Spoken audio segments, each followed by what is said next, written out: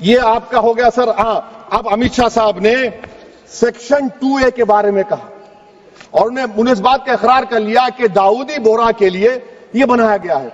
मगर मैं आपके जरिए से गवर्नमेंट से पूछना चाह रहा हूं, आपने तो उस प्रोवाइजो में दाऊदी बोहरा का नाम ही नहीं लिखा, आपने उनको भी थैंक यू कर दिया, उनका नाम क्यों नहीं लिखा आपने? और सर, और गवर्नमेंट क्या कर रही है, आप मुस्लिम समाज में जो बेकार किस्म के लोग हैं उनको एक रास्ता बना रहे हैं, एग्जिट दिखा रहे हैं कि तुम्हें वक्त से बचना है तो तुम्हें ट्रस्ट बना लो। ये क्या कर रहे हैं सर आप?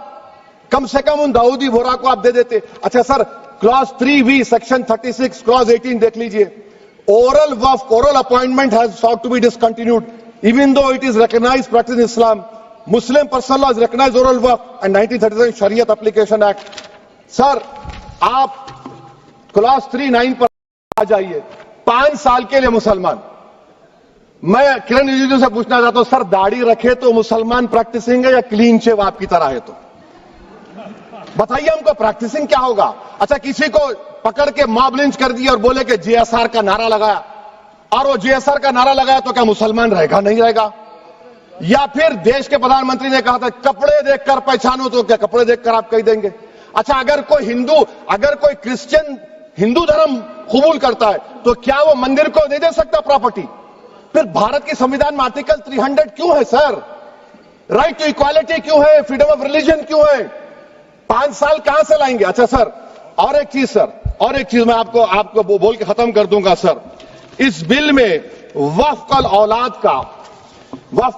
का सर, इसमें आप देखिए clause 432, the creation of waqf al-awlad shall not result in denial of inherent rights to heirs, including women heirs or the waqif or any other right of person. Sir, ये article 25 का violation है, शरीयत application act 37 का violation, article 300A का violation है।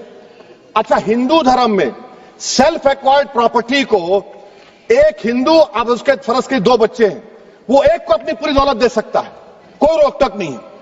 वो कहेगा नहीं मैं घर के बच्चों को नहीं दूंगा, मोहल्ले के गरीब को दे दूंगा, वो भी कोई रोक टोक नहीं है। वहां पर आपको बच्चों की फिक्र नहीं है।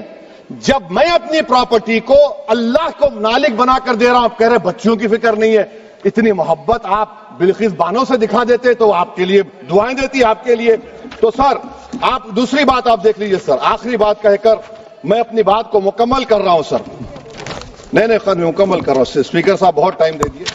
सर आप देखिए, इसमें अमित शाह साहब बोले कि इतनी प्रॉपर्टीज का कब्जा हुआ, चोरी हुई, ये हुआ।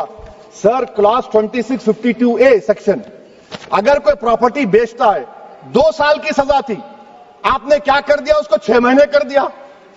नॉन बेलेबल था, आपने बेलेबल कर दिया। सेक्शन 40 की बात करते हैं।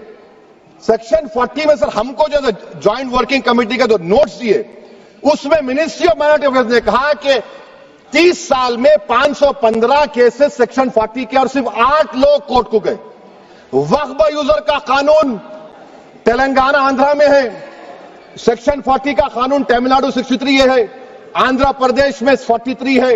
और सर आप डायरेक्शन दे रहे हैं। अच्छा, क्लॉज 4218B देखिए सर, आप रूल बना रहे हैं, कोऑपरेटिव फेडरलिज्म के खिलाफ है, इतना रूल बना रहे हैं। और आखिर में सर मैं आपको बताना चाह रहा हूं स्पीकर साहब, ये बिल का मकसद सिर्फ मुसलमानों को जलील और रुस्वा करना है, मुसलमानों को दूसरे दर्जे का शहरी बनाने का इनका मकसद है। सर अगर आप हिस्ट्री को पढ़ेंगे तो महात्मा गांधी उस वक्त के व्हाइट अफ्रीका में, सफेद फार्म अफ्रीका के कानून को महात्मा गांधी ने कहा था कि ये मेरा कॉन्शियंस इसको मानता नहीं है, मैं इस कानून को कबूल नहीं करता हूं। तो महात्मा गांधी ने क्या किया? उन्होंने उस कानून को फाड़ दिया। तो मैं गांधी की तरह इस कानून को फाड़ता हूं। ये अनकॉन्स्टिट्यूशनल है सर। इस देश में झगड़े पैदा करने का काम बीजेपी करना चाहती है मस्जिद और मंदिर के नाम पर, इसीलिए मैं इसका कंडेम करता हूं। और मैं आपसे गुजारिश करता हूं कि मैंने अपने 10 अमेंडमेंट दी है, आप इसको कबूल करिए सर, मुझे बोलने का मौका दीजिए और उस पर डिवीजन का मैं डिमांड भी करूंगा। Thank you sir.